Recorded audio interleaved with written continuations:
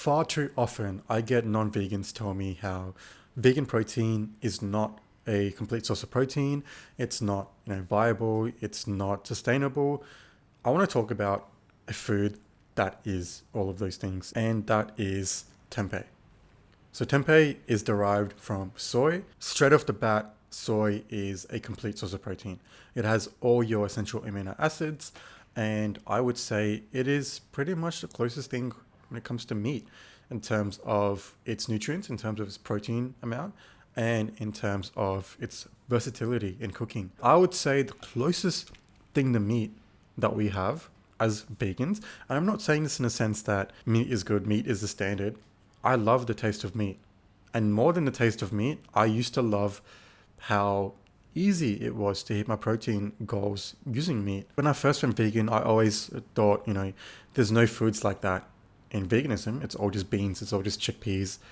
But now, after being vegan for 5 years, I would say soy is the closest thing to meat that we have in terms of its protein. So soy is completely safe to eat. Soy has all the amino acids that you need. Let's talk about how available it is. Soy, I come from, a South Asian background. I was born in Australia, but my parents are from India. Anytime I go to India, I have a lot of people watching this that are watching from India. I always get asked, how it's so hard being vegan in India. It's so hard. You can't get the foods that you find normally in Western countries, things like mock meats and whatnot. And when I went to India, after going vegan for the first time, I went to India last year, and I was mind blown at the amount of options that I had as a vegan, all derived from soy. So I used to eat soya chops. I used to make sure that it was vegan. If you want to order soy chops in India, make sure to ask for it without yogurt, because sometimes they do marinate it with yogurt.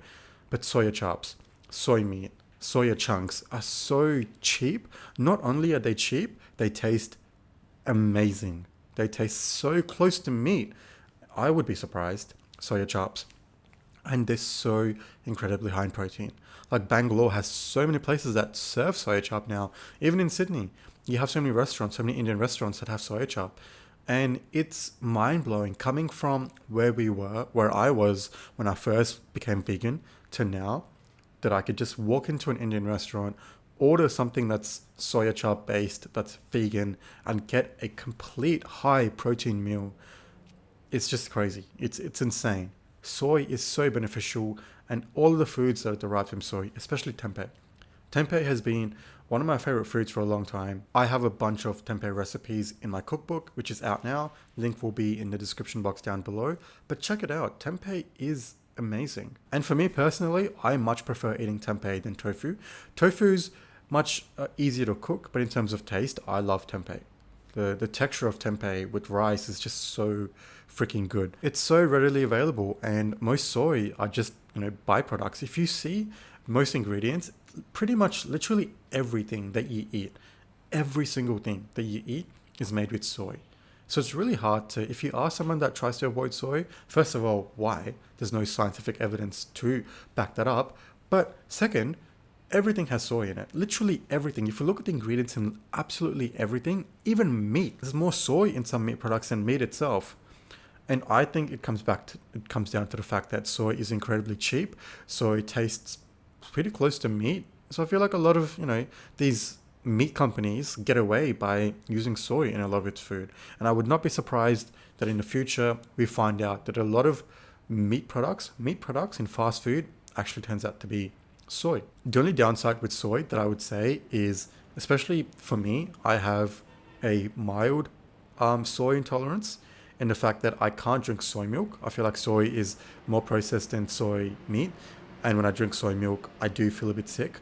But I do still enjoy soy. Like, just make sure you don't eat too much of it in one day.